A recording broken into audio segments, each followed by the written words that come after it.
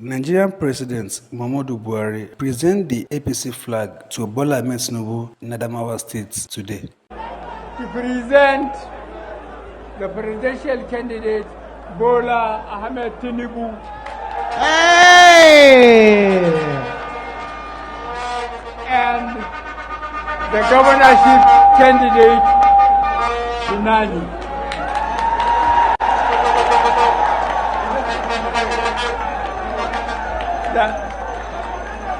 I will present the flag to both of them.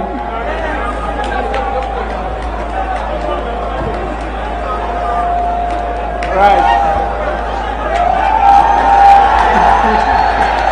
Thank you very much for your support for the party and for our candidates. APC is again going to be number one. There haven't been a lady governor since we started the system. We are going to present one, and she is going